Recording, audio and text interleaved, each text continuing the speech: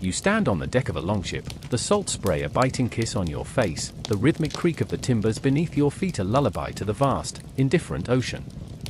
The air, crisp and cold, carries the scent of distant lands and the promise of a new beginning, or perhaps, simply a prolonged ending, depending on your outlook. Ahead, somewhere beyond the endless grey swells, lies a land whispered about in hushed tones around flickering hearths back in Norway, a place called Greenland. You left behind the familiar fjords, the well-trodden paths of home, propelled by a restless spirit, perhaps a sense of adventure, or more likely, the relentless pressure of burgeoning populations and dwindling resources in your ancestral lands. It's the late 10th century, a time when the world feels both impossibly vast and surprisingly small, where the edge of your known map is merely a week's sail away if the winds are favorable. You're not a marauding berserker, not a chieftain seeking glorious battle, but rather a farmer, a settler, a hopeful soul clutching the dreams of fertile soil and a prosperous future in a land barely charted. The journey itself is a monotonous symphony of wind and wave. Days bleed into nights, marked only by the shifting light and the shared watches. You huddle with your kin, your livestock a restless, lowing presence in the hold, their anxious breaths mingling with your own. Each wave that washes over the bow reminds you of the ocean's immense power, a force that could swallow your small wooden vessel whole without a second thought. It's a humbling experience, this prolonged exposure to the elements, stripping away the comforts of land and leaving you with only the raw essentials, food, water, and the enduring hope of safe passage. You chew on dried fish and hardtack, the taste of survival, and you dream of the fresh meat and rich milk that await, or so you've been told, in this new, Greenland. Your mind wanders back to the stories, the sagas told by firelight, of Eric the Red, the man who first discovered this land and, with a stroke of marketing genius, named it Greenland to entice settlers. You chuckle softly to yourself, a savvy salesman, that Eric. You wonder if the green is truly as abundant as the tales suggest, or if it's more of a clever exaggeration to draw you and your fellow hopefuls across the icy expanse. It's a common human trait, isn't it? To make something sound more appealing than it might actually be, especially when you're trying to convince people to uproot their entire lives and sail into the unknown. Historians still argue whether Eric's naming convention was purely deceptive or if the climate genuinely allowed for more verdant pastures at the time. Perhaps it was a little of both, a touch of hopeful optimism blended with a pragmatic desire to fill the ships. The days are long, filled with the simple tasks of keeping the ship orderly, mending sails, and sharing stories to pass the time. You learn the rhythms of the sea, the subtle shifts in the wind, the way the waves speak of approaching weather. You become attuned to the needs of the animals, their well-being intrinsically linked to your own success in this new venture. You might find yourself staring out at the horizon for hours, lost in thought, contemplating the sheer audacity of this undertaking. You're sailing into a void on the map, driven by a blend of necessity and the very human desire for more, for something better, for a chance to carve out a new existence. It's a curious blend of bravery and desperation that propels such migrations. You recall the farewells, the tearful goodbyes, the promises exchanged with those left behind. Perhaps you promised to send word, to return one day, though deep down you know the vastness of the ocean might make such promises hollow. The logistics of communication across such distances were, to put it mildly, rather less efficient than your modern-day instant messaging. News traveled at the speed of a sailing ship, which meant months, sometimes years, for messages to cross the North Atlantic. It's a matter of debate if some settlers truly understood the extent of the isolation they were embracing. They knew it was far, but far in a world without accurate maps or reliable forecasts meant something profoundly different than it does now. The anticipation builds with each passing day. You imagine the land, its contours, its hidden resources. You envision the turf houses you'll build, the fields you'll clear, the animals you'll tend. These are not grand visions of conquest or riches, but simple, tangible dreams of survival and self-sufficiency. You are a farmer, and a farmer's dreams are rooted in the earth, in the promise of a harvest, in the warmth of a hearth. The ocean voyage, for all its discomfort, is merely the prelude, the necessary suffering before the real work begins. You're not entirely sure what awaits you, but you carry the ingrained resilience of generations of Norsemen who have tamed unforgiving landscapes and wrung a living from stubborn soil. This journey is simply the next chapter in that long, proud saga of adaptation and perseverance. You just hope this chapter has a comfortable ending. As the days unfold into weeks, the seemingly endless expanse of grey-blue water begins to give way to something new on the horizon. First, it's just a faint, darker smudge against the distant sky, a whisper of land that might be a cloud, or just a trick of tired eyes. But gradually, steadily, it solidifies, sharpening into distinct shapes, and a quiet buzz of anticipation ripples through the weary passengers. This isn't the familiar, comforting green of Norway, though. No, this is different. This is the stark, raw beauty of Greenland, a land sculpted by ice and wind, a landscape of towering, jagged peaks, their summits often dusted with perpetual snow, even in the height of summer.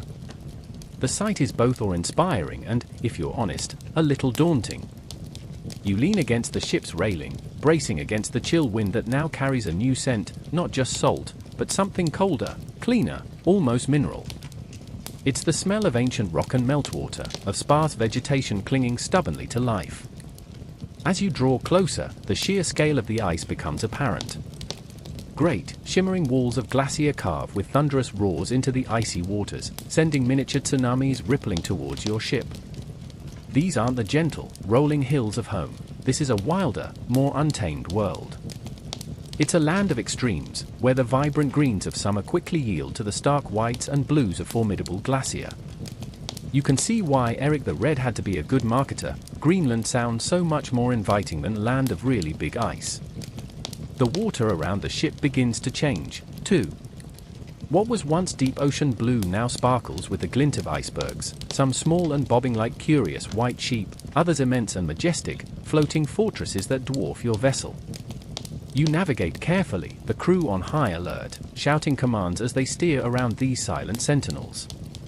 It's a delicate dance, a testament to the seamanship of your captain and his crew, guiding you through a watery maze that seems both beautiful and perilous. You watch, mesmerized, as the sunlight catches on the ice, refracting into dazzling rainbows, a fleeting moment of ethereal beauty amidst the raw reality of the Arctic. It's a truly unique visual experience, one that quickly teaches you that beauty here comes with a sharp, cold edge. Your first steps on solid ground feel strangely unsteady after weeks of the ship's constant motion. The land beneath your feet is rocky, uneven, dotted with hardy mosses and low-lying shrubs. You breathe deeply, filling your lungs with air that feels astonishingly clean, sharp enough to make your eyes water. The silence, too, is profound, broken only by the cry of seabirds, the distant rumble of a calving glacier, or the murmur of your fellow settlers. It's a quiet that presses in, a reminder of the vast, untouched wilderness that surrounds you.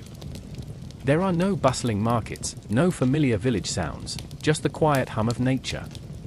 This is a place where you will truly learn the meaning of self-reliance, and perhaps, the quiet comfort of your own thoughts.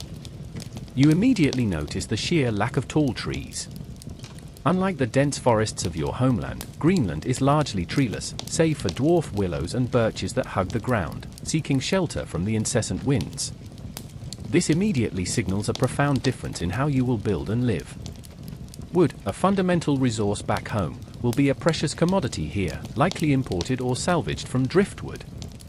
This realization settles heavily, a practical detail that underscores the challenging reality of your new home. It's a common misconception that early Norse settlers simply replicated their European lifestyles. Instead, adaptation was key, and the scarcity of wood would shape every aspect of their material culture. Historians still argue whether the lack of easily accessible timber was a primary factor in the eventual decline of the settlements. As you look around, you begin to distinguish the promising signs Eric the Red had championed. In sheltered fjords, where the land slopes gently towards the sea, patches of vibrant green grass indeed appear, fed by meltwater and relatively fertile soil. These are the precious oases, the lifeblood of any future settlement. You see the potential for grazing, for planting hardy crops, for establishing a new farmstead. It's a flicker of hope, a tangible promise that this land, for all its formidable appearance, might actually yield a living. You begin to understand why they called it Greenland, not because it was entirely green, but because in contrast to the vast sheets of ice, these patches were profoundly, refreshingly verdant. The air, while cold, feels invigorating. You pull your woolens tighter, the coarse fabric a familiar comfort against your skin. You realize that surviving here won't be about brute force, but about cunning, resilience, and a deep understanding of the land's rhythms. It's a challenge that awakens something primal within you, a readiness to adapt, to learn, to make the most of what this harsh but beautiful land offers. You observe the local wildlife, seals basking on ice floes, the graceful flight of Arctic birds.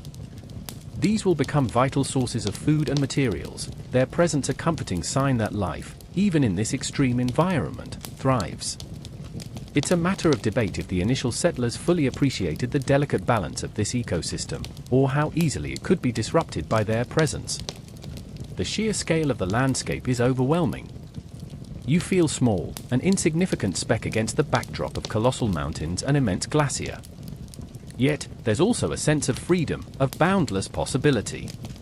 The old world's rules and hierarchies seem distant here, replaced by the immediate demands of survival and the unspoken camaraderie of those who share this daunting new venture. You watch the sun, low in the sky even at midday, casting long, dramatic shadows across the untouched terrain. This is a land that demands respect, a land that will test your resolve, but a land that also holds the promise of a quiet, independent life, far from the increasing pressures of home. You tighten your grip on your meager belongings, your gaze fixed on the promising green slopes that will soon become your new home. This is just the beginning of your surprising journey. With your feet firmly planted on Greenlandic soil, the next monumental task quickly presents itself, choosing a place to call home. This isn't a casual stroll through a pre-planned subdivision, mind you. This is a critical decision that will dictate the success, or failure, of your entire settlement. You're searching for a fjord, a deep, narrow inlet of the sea flanked by steep cliffs, that offers a very specific set of criteria. It needs to be sheltered from the relentless, biting winds that sweep across this northern land, winds that can strip the warmth from your bones and scatter your livestock. A good fjord acts like a natural windbreak, a cozy pocket in an otherwise exposed landscape. As you trek through the rugged terrain, often clambering over rocks and picking your way through sparse vegetation, you observe the land with a farmer's keen eye. You're looking for gentle slopes that are arable, meaning they can actually be farmed, even if the soil is thin and rocky. Flat land is a bonus, of course, but even a slight incline can make a significant difference for drainage and sunlight exposure. Water is another non-negotiable. You need a reliable source of fresh water, perhaps a stream fed by melting glacier or a spring bubbling up from the earth. Carrying water long distances is back-breaking work, and a farm without water is, well, just a collection of very thirsty animals and even thirstier people. So, you're constantly scanning for those glinting veins of life. The strategic placement of your settlement is paramount. You can't just plonk yourselves down anywhere. You need access to the sea, not just for the journey here, but for continued trade, for fishing, and for hunting seals and whales. The fjord itself needs to be deep enough for your ships, but also have a gentle shoreline where you can beach your vessels and unload cargo without too much difficulty. You're essentially looking for a Goldilocks zone, not too exposed, not too sheltered, just right for both survival and connection. It's a delicate balance of protection from the elements and access to vital resources. You can almost feel the weight of this decision on your shoulders, the future of your family and community hanging in the balance. The Norse settlers, unlike some later colonists, understood the importance of working with the land, not against it. They looked for natural advantages, for places where the microclimate was slightly warmer, where the growing season might be a few precious days longer. This often meant settling deep within a fjord, away from the immediate chilling effect of the open ocean. You can almost imagine the conversations, the debates among the arriving families as they scouted different locations. This bay offers good fishing, but look at the wind, or that slope is fertile, but where will we get our fresh water? It's a pragmatic, deeply practical discussion, born of necessity.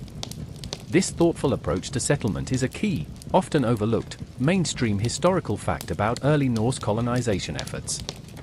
You find yourself drawn to a particular inlet, its entrance guarded by towering cliffs, but within, the land opens up into a relatively broad, green valley.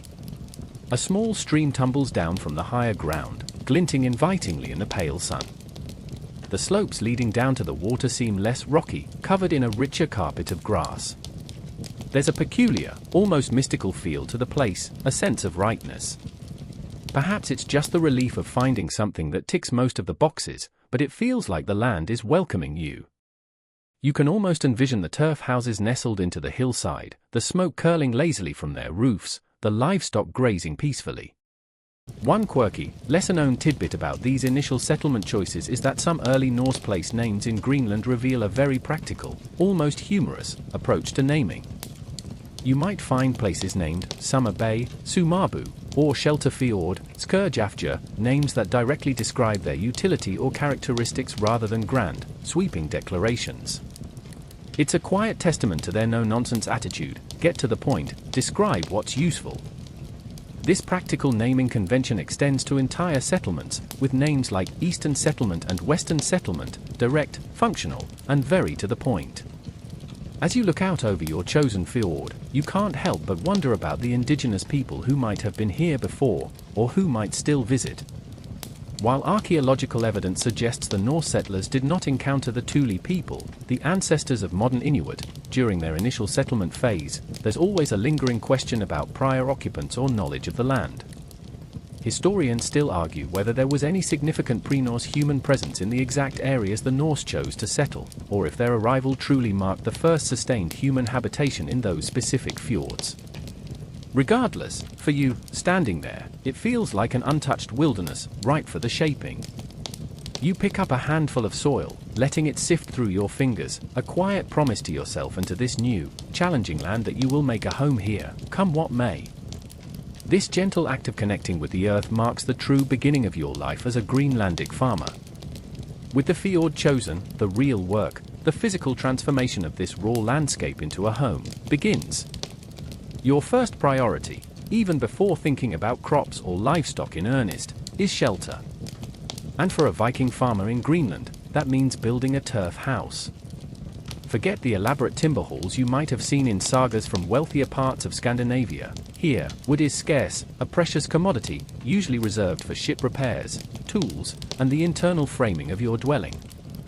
So, you learn to become an expert in earth construction, a surprisingly effective and very cozy method of building. You start by digging. A lot of digging. You're excavating a shallow foundation, perhaps a meter or two deep, that will serve as the base for your walls. This initial trench helps to insulate the house from the cold ground and provides a stable footing. The soil here, while often rocky, also contains patches of surprisingly resilient turf.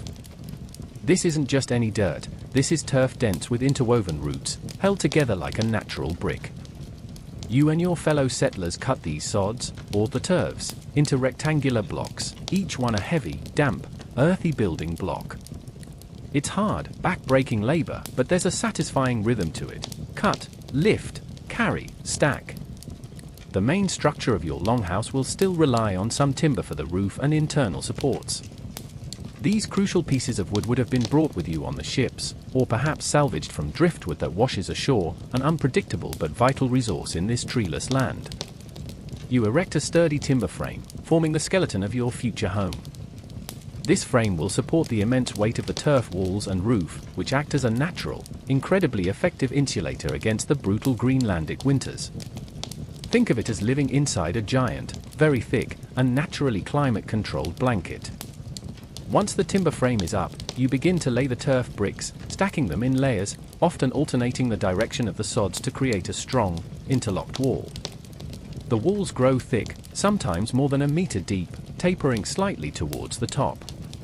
There's an art to it, ensuring stability and a snug fit. As the walls rise, you leave openings for a simple wooden door and small, unglazed window openings. These windows, often just narrow slits, will be covered with stretched animal membranes, like parchment or a translucent bladder, to let in a little diffused light while keeping out the biting wind. Natural light is precious here, especially during the long, dark winters. The roof is perhaps the most ingenious part. Over the timber rafters, you lay layers of birch bark or smaller branches, then another thick layer of turf, sometimes topped with stones to prevent the wind from peeling it away. This multi-layered roof is designed to shed water and provide maximum insulation. In fact, grass and other plants would often grow on the turf roofs, making the houses literally part of the landscape. From a distance, a cluster of turf houses could almost disappear into the green slopes, a testament to their organic integration with the environment. It's a remarkable example of sustainable architecture born of necessity. This clever use of locally available materials for construction is a core mainstream historical fact about the Norse Greenlanders. Inside, your turf house would be surprisingly spacious, often divided into areas for sleeping, cooking, and sometimes even a byre for a few of your most prized animals during the coldest months. The central hearth, fueled by peat and animal dung, would being too precious for everyday heating, would be the heart of the home, providing warmth and a place to cook. Smoke would escape through a small vent in the roof, or simply filter out through the porous walls. You'd probably spend the long evenings huddled by this fire, repairing tools, weaving textiles, and sharing stories. The air inside might be smoky, but it would be warm, a welcome respite from the relentless chill outside. One quirky, lesser-known tidbit about these turf houses is how incredibly long-lasting they were. Because the turf walls were essentially living earth, they decomposed very slowly, often leaving distinct mounds even centuries after being abandoned.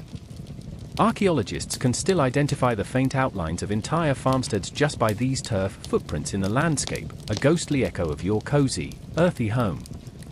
It's a matter of debate if the Norse settlers intentionally designed them for such longevity, or if it was simply a happy accident of their building techniques and the slow-paced, cold environment.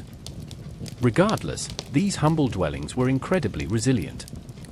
You'd find a surprising sense of security within those thick, earthen walls, knowing they were protecting you and your family from the unforgiving elements of Greenland. Now that your turf house provides a sturdy, if earthy, roof over your head, your attention turns to the land itself.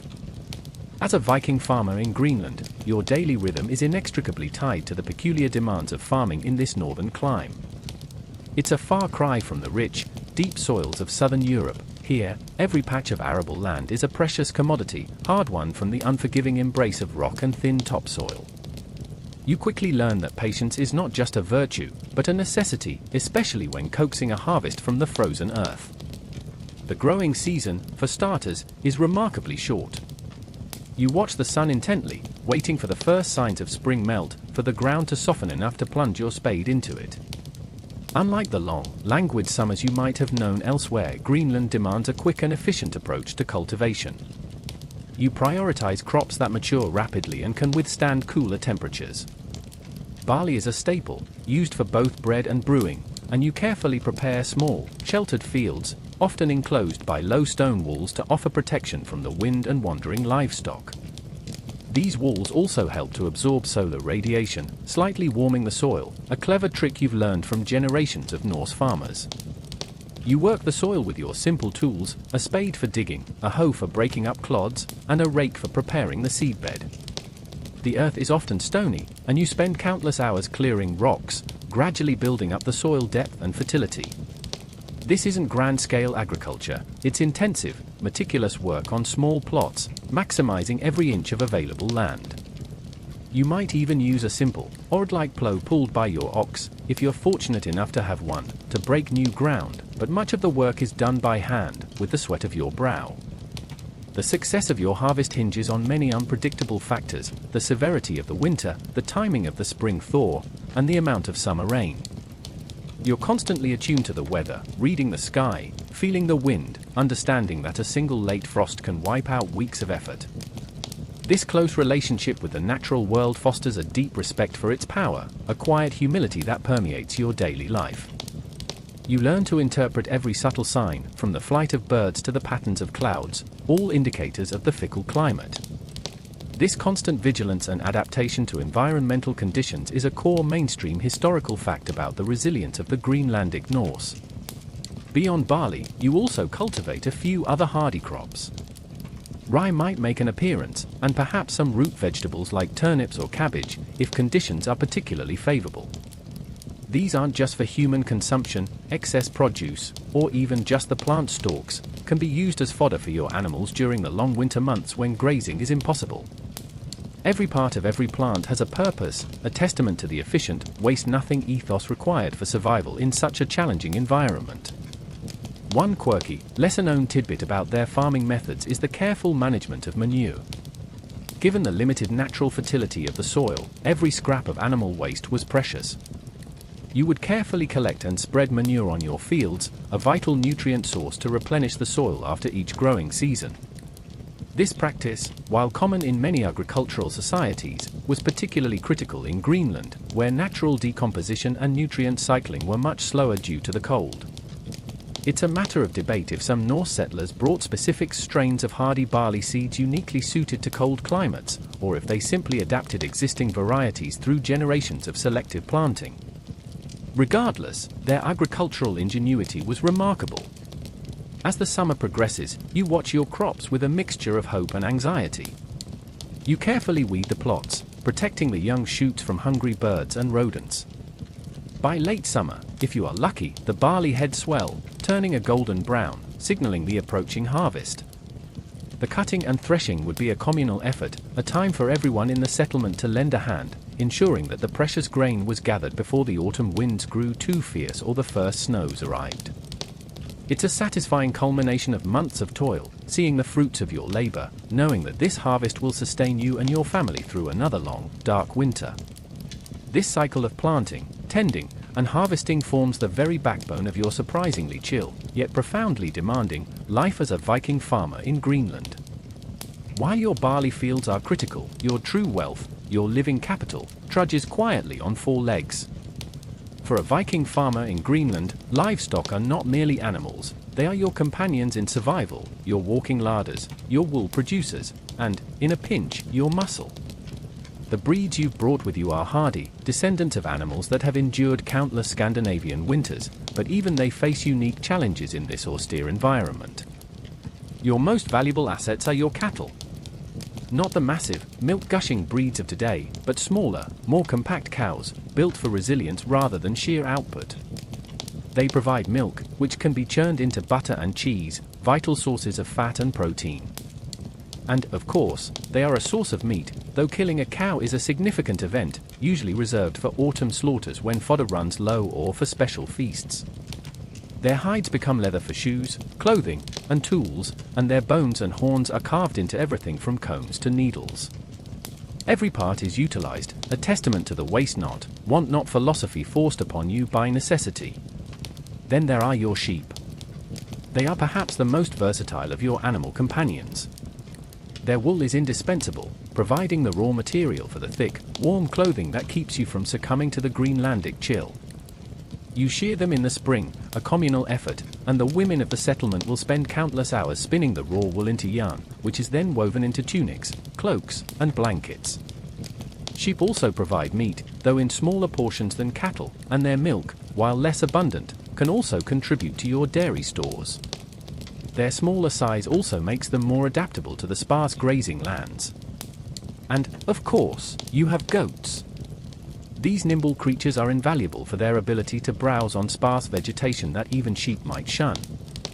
They are hardy and adaptable, providing milk, meat, and hair. Their resilience in challenging environments makes them a perfect fit for the Greenlandic landscape. The collective lowing of cattle, the bleating of sheep, and the occasional bleat of goats create a comforting soundtrack to your daily life, a constant reminder of the living, breathing heart of your farm. Managing these animals is a year-round commitment. During the brief summer months, you lead them to pasture, allowing them to graze on the precious, nutrient-rich grasses that spring up in the sheltered valleys. But as autumn approaches and the first bite of winter whispers on the wind, a major operation begins: fodder gathering. This is a race against the elements. You spend weeks cutting and drying every scrap of hay you can find, storing it in carefully constructed hay sheds or directly in the turf houses, often in insulated areas. This hay, along with dried leaves, moss, and even seaweed, will be the sole sustenance for your animals during the long, dark winter when snow blankets the pastures. You learn to be a keen observer of your animal's health. A sick animal is a disaster, a potential loss of precious resources. You become adept at rudimentary animal husbandry, treating minor ailments, assisting with births, and generally keeping your herd healthy. This intimate knowledge of your animals, their habits, and their needs is passed down through generations. A truly successful farmer here knows their animals as well as they know their own family members. This reliance on livestock for survival and their meticulous care is a core mainstream historical fact of Norse life in Greenland. One quirky, lesser-known tidbit is the concept of stabling during winter. While some animals might be kept in separate outbuildings, your most valuable cattle, especially calves or particularly prized milk cows, might actually share a section of your turf longhouse. This isn't just about protecting them from the cold, their body heat contributes to warming the dwelling, creating a symbiotic relationship. You'd have to manage the manure, of course, but the benefit of shared warmth was significant. It's a matter of debate if this practice was purely for warmth, or also for security against opportunistic predators like polar bears, though encounters with the latter would have been rare. Regardless, your animals were more than just possessions, they were an integral, warm part of your home and survival strategy. While your fields and your livestock form the bedrock of your Greenlandic existence, relying solely on farming would be a fool's errand. The climate is too unpredictable, the land too stingy. So, you learn to supplement your diet, and indeed your very livelihood, through dedicated efforts of hunting and gathering. This isn't just a leisure activity, it's a vital, often life-saving, pursuit that takes you beyond the immediate confines of your farmstead and into the vast, wild stretches of Greenland. Your primary focus beyond the farm is often the sea. The cold waters surrounding Greenland teem with life, and you become adept at fishing. Using simple lines and hooks, perhaps even nets woven from plant fibers or animal sinew, you would spend hours on the calm waters of the fjord, patiently waiting for a bite. Cod and Arctic char would be common catches, providing essential protein and fats. The fish, once caught, would be carefully dried or salted to preserve them for the long winter months, hanging in rows outside your turf house, a visible testament to your foresight and hard work. A good fishing season could make all the difference between going hungry and enduring the winter with reasonable comfort. But the true bounty of the sea, and a major reason for the Norse presence in Greenland, was the seal. Seals are plump with blubber, providing not just meat but also a rich source of fat for cooking, lighting lamps, and waterproofing. Their skins are invaluable for clothing, ropes, and coverings. You learn the habits of these creatures, observing their movements, understanding where they haul out onto the ice or rocks. Hunting seals often requires a small boat and a good aim with a harpoon or spear. It can be a dangerous endeavor, especially on the shifting ice, but the rewards are immense. The sheer utility of a single seal makes it one of the most important animals in your Greenlandic survival strategy. This heavy reliance on marine resources, especially seals, is a core mainstream historical fact about the Norse diet and economy in Greenland, distinguishing it significantly from farming in mainland Scandinavia. Beyond seals, you might also hunt larger marine mammals, though less frequently. Walruses were particularly prized for their ivory tusks, a valuable trade commodity with Europe, and their tough hides. Whale hunting, while less common for individual farmers, was undertaken when the opportunity arose, often a communal effort if a whale beached itself or was caught in an inlet.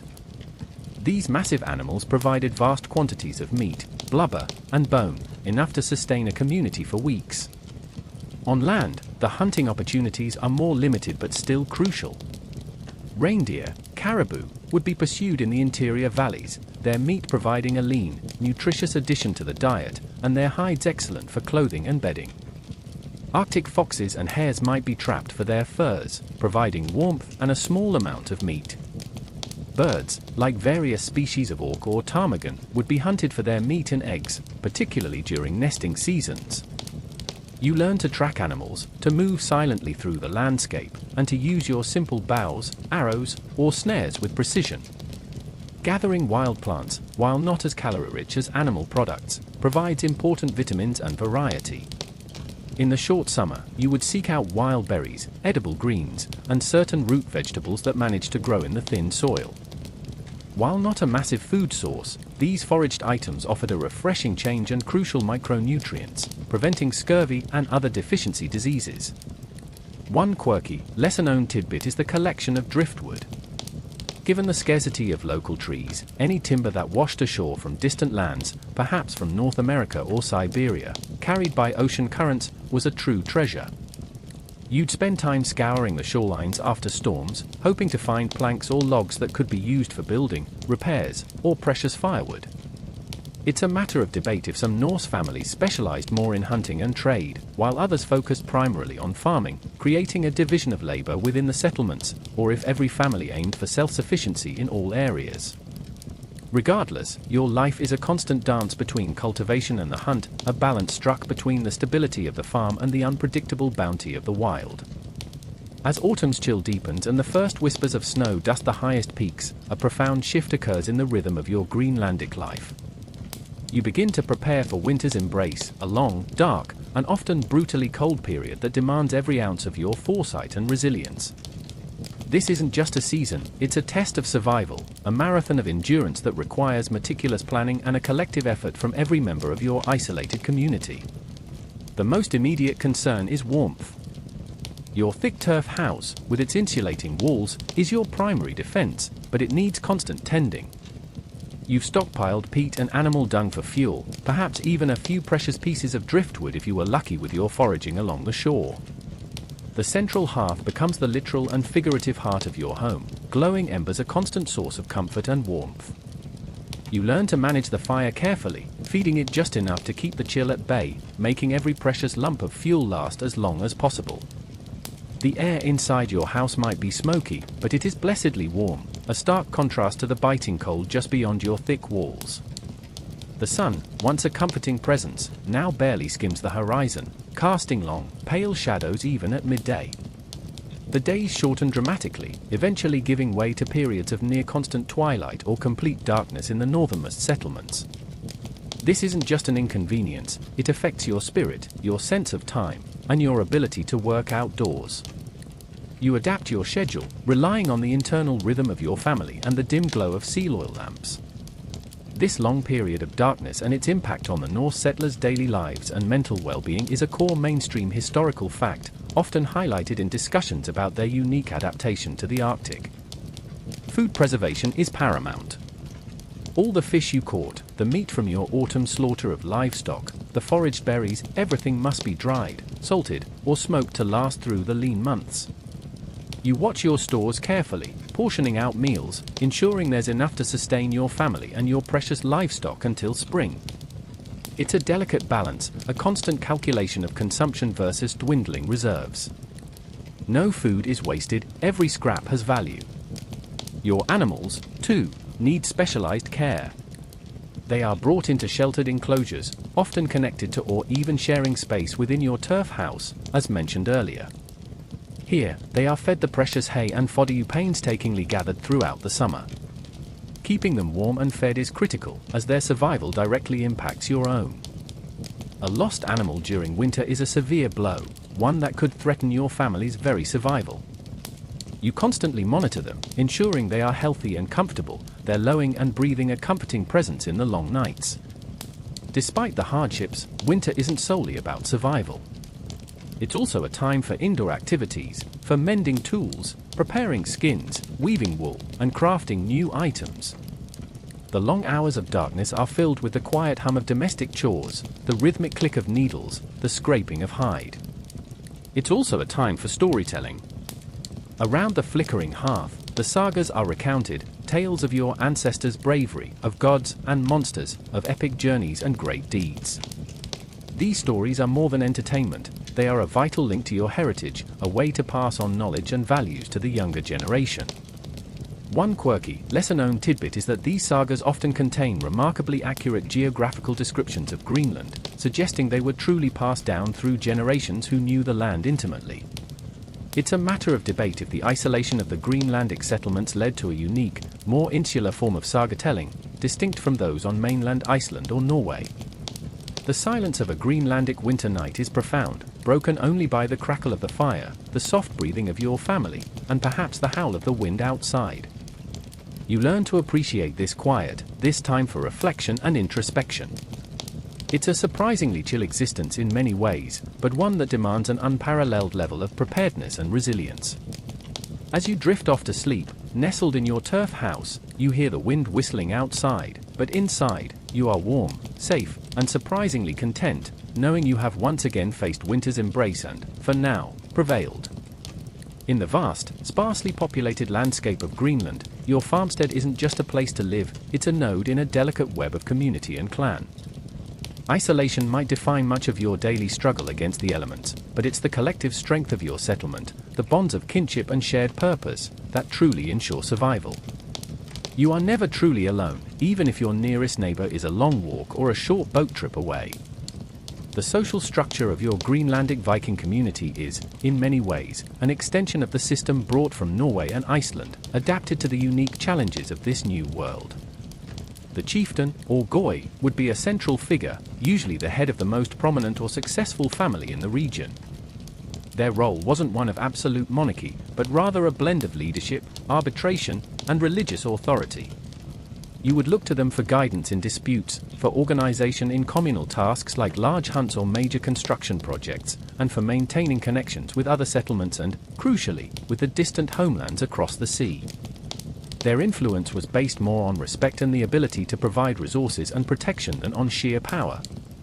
Family, or kinship groups, are the bedrock of your society.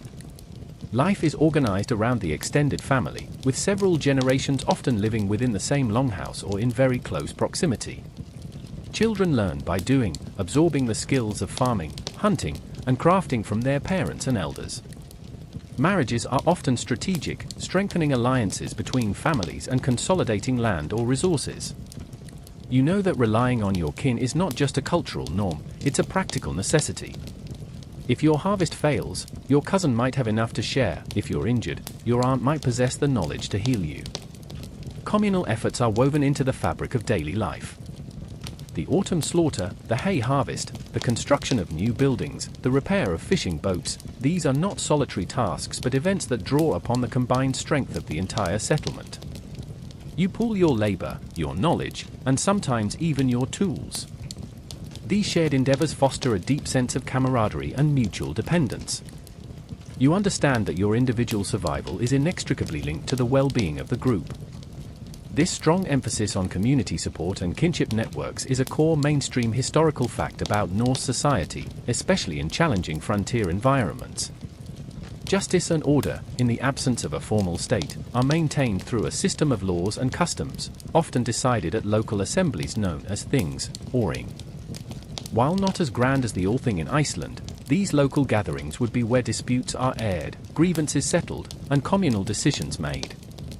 You might participate in these discussions, listening to arguments about land boundaries, stolen livestock, or family feuds.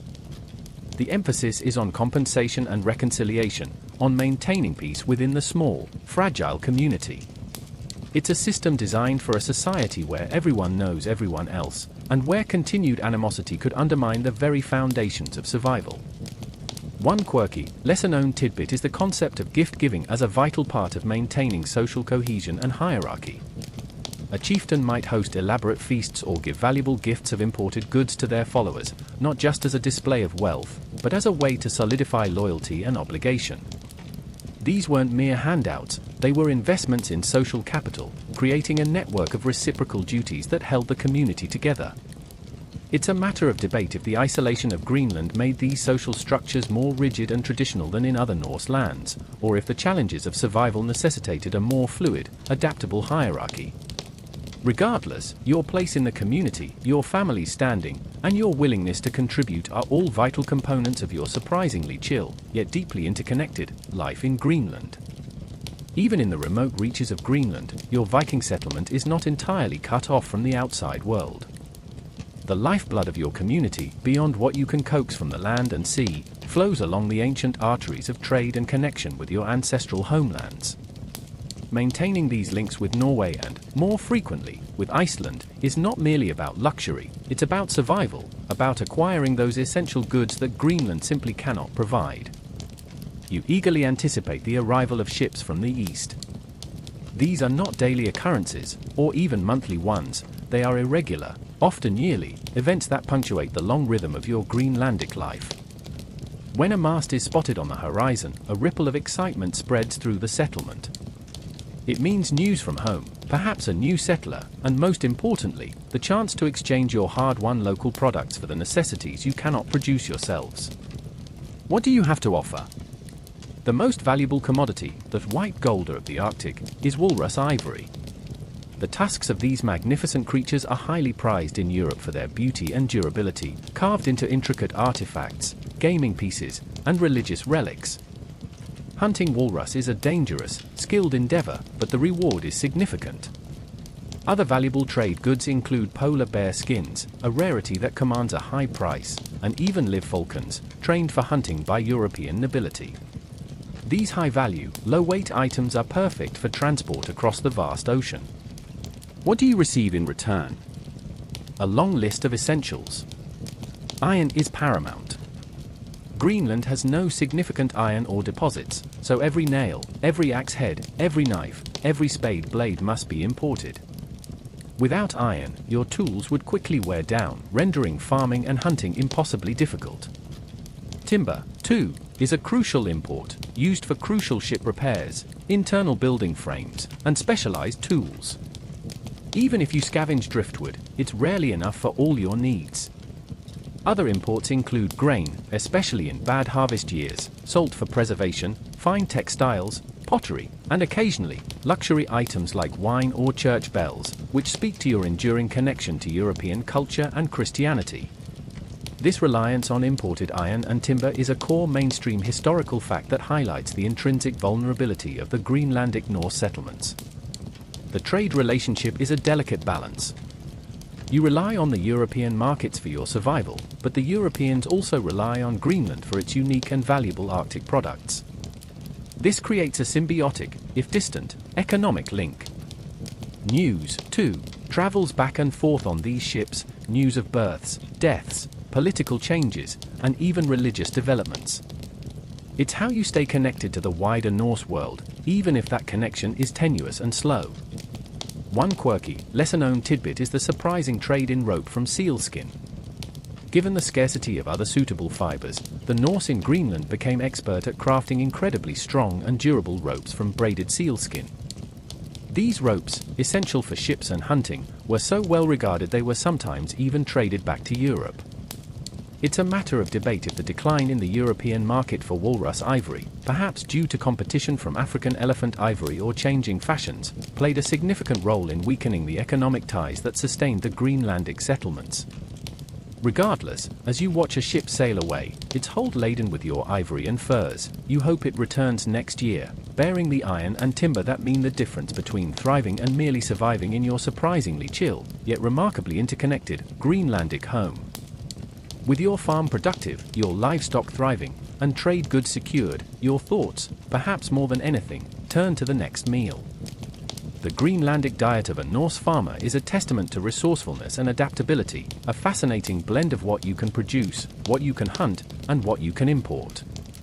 Forget the romanticized feasts of roasted boars. Your daily table is far more pragmatic, but surprisingly varied and robust, designed to fuel a hard life in a challenging climate.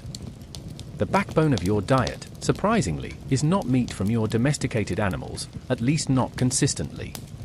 That's for special occasions or when culling the herd in autumn. Instead, the true staple is seafood.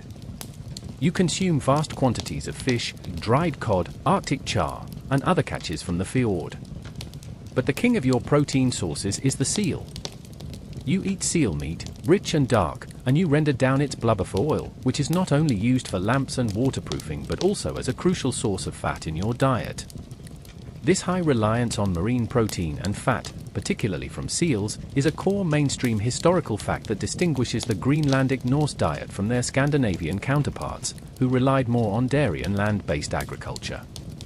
You also consume various types of wild game from the land. Reindeer meat, when available, is a treat, lean and flavorful.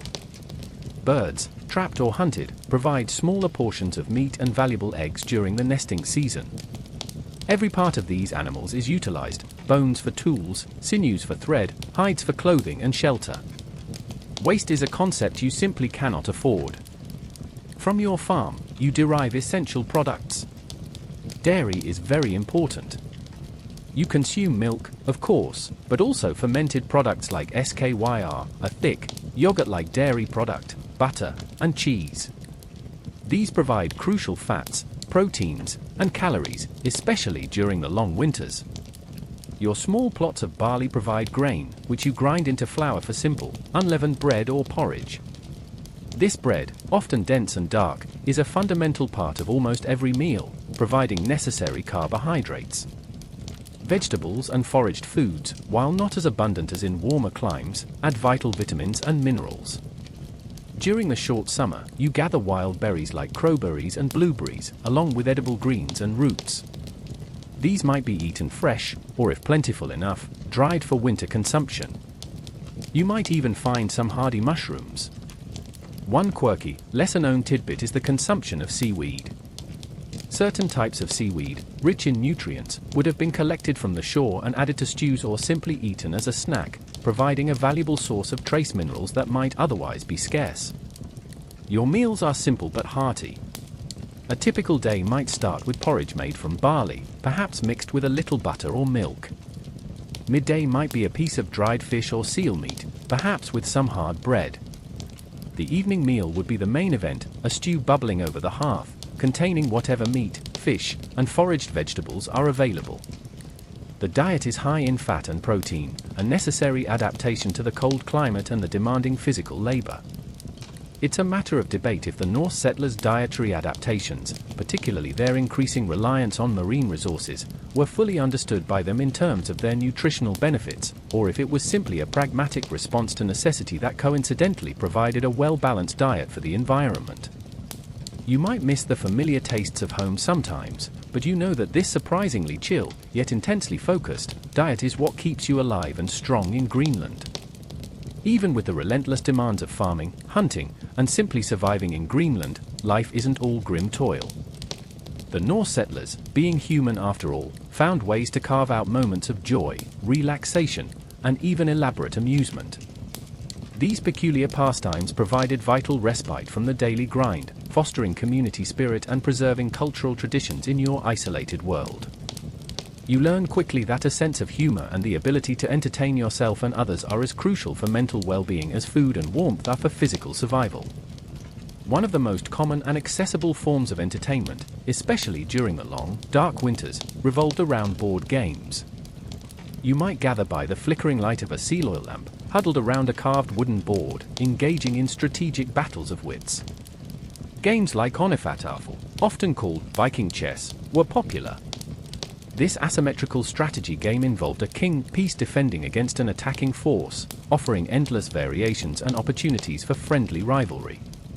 Dice games were also common, often accompanied by lively banter and perhaps a small wager, adding a thrill to the otherwise quiet evenings.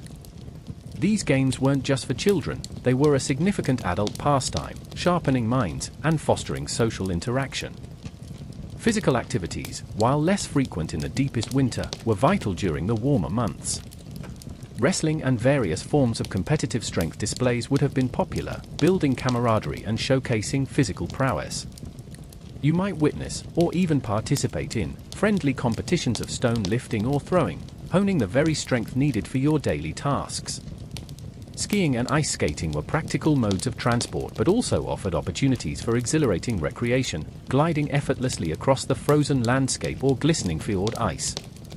Imagine the quiet joy of a clear, cold day, the crunch of snow underfoot as you glide on primitive skis, the vast, silent beauty of Greenland surrounding you. Music and storytelling were deeply embedded in the culture. While professional skalds, poets, might have been rare in Greenland, almost everyone could contribute to the oral tradition. Songs would be sung, perhaps accompanied by a simple lyre or bone flute, recounting ancient myths, heroic deeds, or local events. The long evenings in the turf house were the perfect setting for tales, as mentioned previously. These stories, whether epic sagas or humorous anecdotes, brought the past to life, educated the young, and provided a shared cultural experience that transcended the isolation of the settlements. This continuation of a rich oral tradition, even without formal skaldic schools, is a core mainstream historical fact about the cultural resilience of the Greenlandic Norse. Crafting, while often a necessity, also blurred the lines into a form of leisure. Carving intricate patterns into bone or wood, weaving elaborate textiles, or creating beautiful metalwork, if you had access to iron, could be deeply satisfying and creatively fulfilling. These weren't just utilitarian objects, they were often adorned with art, reflecting the aesthetic sensibilities of the crafter. The quiet focus required for such detailed work could be meditative, a welcome escape from the anxieties of survival. One quirky, lesser-known tidbit is the evidence of children's toys. Archaeological digs in Greenland have unearthed miniature wooden boats, tiny animal figurines carved from bone, and even small, crude dolls. These simple discoveries are a poignant reminder that even in such a challenging environment, childhood play and imagination found a way to flourish. It's a matter of debate if these leisure activities served a deeper psychological purpose, acting as a coping mechanism against the existential dread of prolonged isolation and harsh conditions, or if they were simply a natural expression of human playfulness. Regardless, you find comfort in these shared moments of levity and creativity, knowing that even in Greenland, life offers surprisingly chill opportunities for connection and simple joy. Beyond the daily rhythm of farming and the necessity of hunting, there's another, less tangible but equally vital, thread that weaves through the fabric of your Greenlandic life: the power of saga storytelling. In a world without books, without mass media, the spoken word is the vessel for history, mythology, lore, and entertainment. The sagas, passed down through generations, are more than just tales. They are your collective memory, your identity, and your connection to a wider world. You gather by the crackling fire in the turf house, the dim light casting dancing shadows on the earthen walls. Outside, the Greenlandic night can be long and silent, but inside, voices fill the darkness with vibrant images. Someone begins a tale, perhaps a story of Eric the Red's tumultuous journey and his cunning naming of this very land. You listen intently, perhaps having heard it many times before, but each telling brings new nuances, new inflections, new insights from the storyteller. This communal act of listening and remembering solidifies your place within a continuous narrative. These sagas aren't always grand epics of kings and battles, though those certainly exist. Many are family sagas, recounting the lives and deeds of ordinary people, their struggles, their triumphs, their feuds, and their loves. You might hear stories of ancestors who first settled this very fjord, of their daring hunts, or their ingenious solutions to the challenges of the land. These narratives serve a practical purpose too, preserving genealogies, recording land claims, and reinforcing social norms. They are living histories, shaping your understanding of your own lineage and your place in the community. This transmission of knowledge and cultural identity through oral sagas is a core mainstream historical fact of Norse society, particularly in isolated settlement. The best storytellers are highly valued. They possess an uncanny memory, a gift for vivid description, and a sense of dramatic timing. They can make the ancient past feel immediate and real, transporting you from your smoky turf house to the windswept plains of Iceland or the bustling fjords of Norway. You hang on every word, imagining the ancient heroes and heroines, their lives imbued with both the extraordinary and the deeply human. There's a subtle humor woven into many sagas too, a dry wit that finds absurdity in even the most challenging circumstances, offering a gentle chuckle amidst the tales of hardship. One quirky, lesser-known tidbit is the incorporation of local Greenlandic details into the sagas that were told there. While the core narratives might have originated in Iceland or Norway, over time, elements unique to the Greenlandic experience, references to specific mountains, glacial features, or hunting practices, would subtly weave their way into the storytelling. This shows a living, evolving tradition, adapting to its new environment. It's a matter of debate if the specific geographic isolation of the Greenlandic Norse led to the development of unique Greenlandic sagas that are now lost to us, separate from the more widely known Icelandic sagas. Regardless, the act of telling and listening to these stories is a profound and comforting ritual. As the fire dwindles and the stories wind down, you feel a deep sense of connection, not just to your immediate family, but to generations past, their voices echoing in the quiet air, a surprisingly chill form of shared history. Despite your ingenious adaptations and the resilience of your community, the Greenlandic Norse settlements faced persistent and escalating environmental challenges. These weren't sudden catastrophes, but rather a slow, relentless erosion of favorable conditions, a gradual tightening of the environmental screws that would ultimately prove insurmountable. You, as a farmer living through this, would feel the subtle shifts, the increasing difficulty in coaxing a living from the land. One of the most significant and long-term challenges was the climate. While the Norse arrived during a period known as the medieval warm period, which allowed for farming in the first place, this era gradually gave way to the Little Ice Age.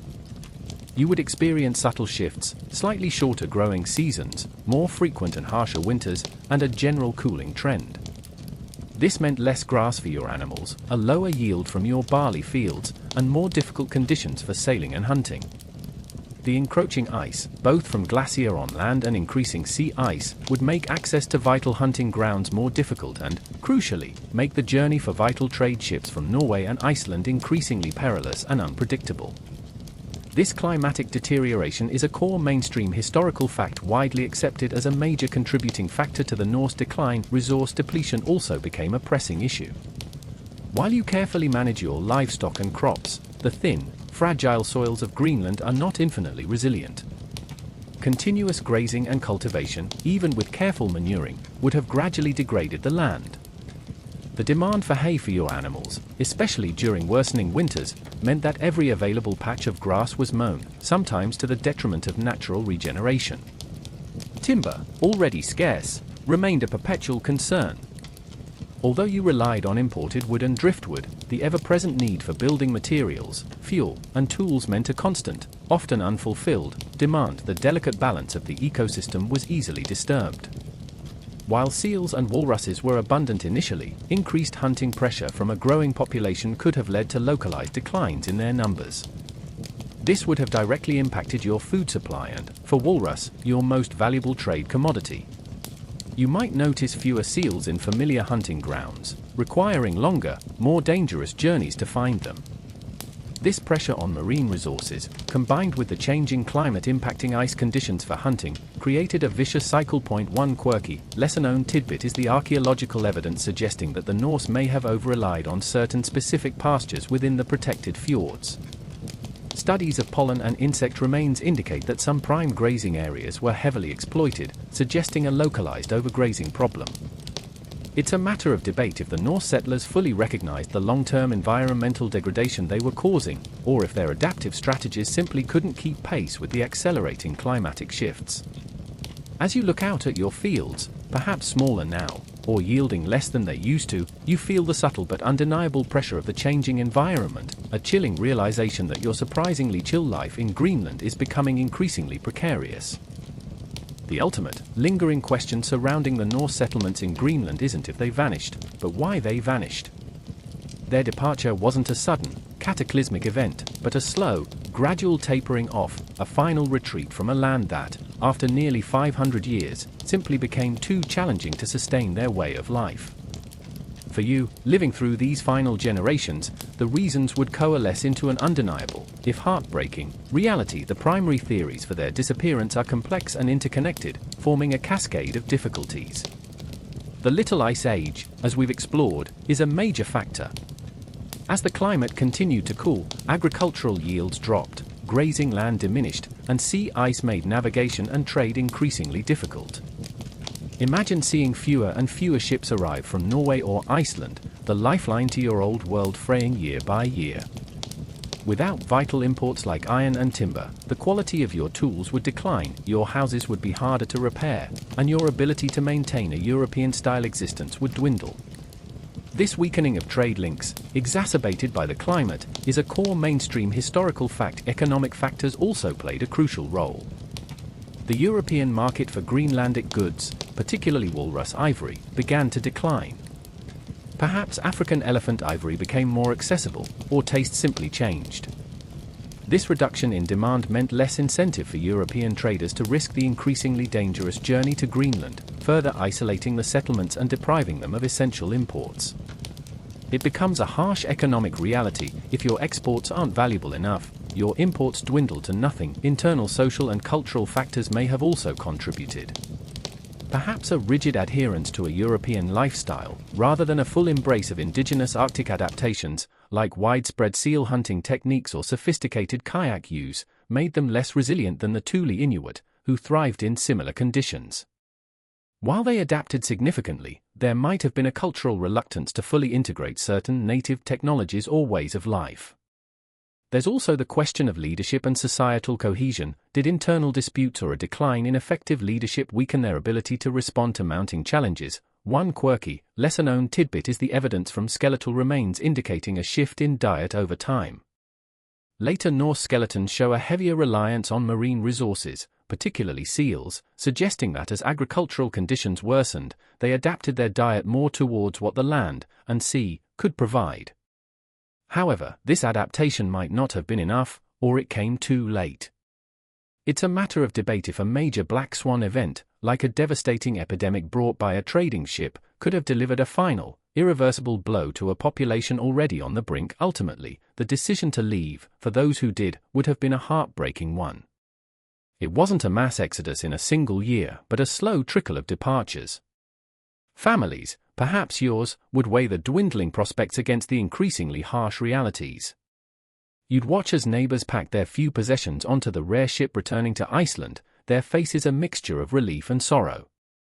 The last ships likely sailed in the early 15th century, leaving behind silent turf house ruins, a testament to nearly 5 centuries of human tenacity against an unforgiving landscape.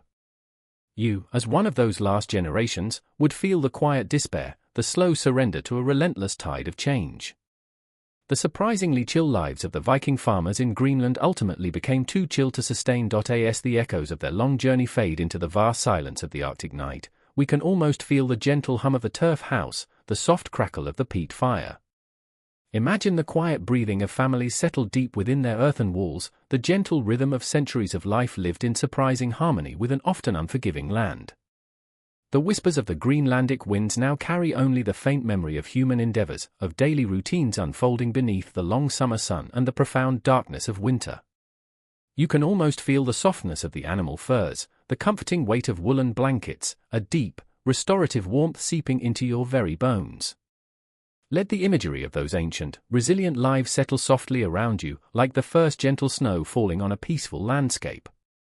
The distant calls of seabirds, the quiet lapping of water in a sheltered fjord, these are the sounds that lull you now, carrying you effortlessly into a realm of deep tranquility. Feel the profound sense of peace that comes from quiet perseverance, from lives lived intimately with the cycles of nature, a soothing calm washing over you as you drift into a restful slumber.